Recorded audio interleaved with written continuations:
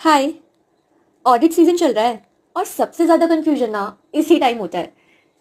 क्या आपको भी लगता है कि जिनकी स्टैट ऑडिट होती है उनकी टैक्स ऑडिट भी कंपलसरी होती है, या आप ये जानते हैं कि दोनों चीज़ें अलग होती है?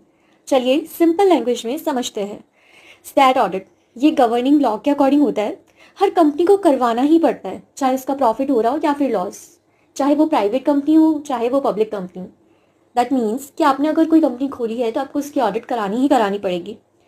तो फिर आपने सोचा कि चलो ठीक है, कंपनी में ऑडिट करानी पड़ती है तो एलएलपी खोल लेते हैं। अब एलएलपी के बारे में जानते हैं। एलएलपी में ऐसा होता है कि अगर प्रीवियस ईयर में आपका टर्नओवर 40 लाख से ऊपर गया है, या आपकी कैपिटल 25 लाख से ऊपर हो गई है, तो फिर आपको ऑडिट करानी पड़ेगी। तो हमने समझ लिया कंपनी में क्या होता है और एलएलपी में क्या होता है।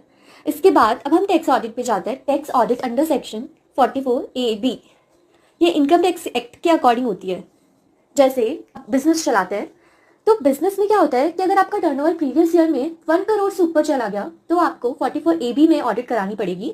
बट इसमें एक चीज़ होती है कि आपने जैसे आपके जो भी खर्चे थे या फिर आपको जो भी इनकम हो रही थी वो सिर्फ 5% तक ही कैश में किया है। लाइक आपने 5% तक के खर्चे सिर्फ कैश में किए और आपने 5% तक की इनकम सिर्फ कैश में की, मतलब 95% ट्रांजेक्शन आप डिजिटली कर रहे हो। तो फिर आपके लिए ये लिमिट बढ़ा दी गई है। आपके लिए लिमिट हो जाती है 10 करोड़। ठीक है, तो आपको 10 करोड़ तक कोई ऑडिट कराने की जरूरत नहीं होगी। अगर आप बोल रहे हैं कि मैं तो प्रोफेशनल हूँ, तो प्रोफेशन के केस में होता है कि अगर आपकी रिसिप्ट्स जो है वो 50 लाख से ऊपर हो गई है प्रीवियस ईयर में, तो फिर आपको ऑडिट करानी पड़ेगी। और ऐसा भी होता है कि आप इसमें प्रिजम्पटिव स्कीम्स यूज़ कर सकते हैं। लाइक उसका एक अलग कॉन्सेप्ट होता है 44AD, ADA एंड 44A, जिसमें आप ऑडिट कराने से बच सकते हो। तो उसके बारे में हम एक डिफरेंट वीडियो में बात करेंगे। अगर मैं आपको डिफरेंस एक लाइन में समझाऊं तो स्टेट ऑडिट जो होती है वो कंपनी लॉ, एलएलपी एक्ट या फिर अदर किसी एक्ट की रिक्वायरमेंट होती है। बट जो टैक्स ऑडिट होती है वो इनकम टैक्स की रिक्वायरमेंट होती है।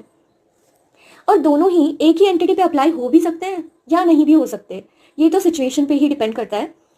और ऐसा आर्टिकल मैं आपको एक चीज़ और समझाना चाहती हूँ। अगर आप भी सीए आर्टिकलशिप कर रहे हैं तो उसमें ऐसा होता है कि अगर आप स्टैट ऑडिट कर रहे हैं किसी की, तो आप उसके एक प्रॉपर फाइनेंशियल्स बना रहे होते हैं, उसके बाद उसका यूडिन जनरेट कर रहे होते हैं। लेकिन आपको स्टैट ऑडिट के अंदर 3CA, 3CB, 3CD फाइल करने की जरूरत नहीं होती। वो टैक्स ऑडिट की रिक्वायरमेंट होती है। 3CA for companies and 3CB for other entities and 3CD for everybody. तो इट्स लाइक दैट। मैं भी एक आर्टिकल हूँ एज आई सेड, और ये डाउट मुझे ऑडिट सीजन में ना बहुत कंफ्यूज करता था। इसी चैनल पे मैं आपको वही प्रैक्टिकल क्लैरिटी शेयर करूंगी जो बुक्स में मिसिंग होती है। फॉलो Subscribe and करो stay और अपना tuned for कंफ्यूजन more खत्म such करो। content.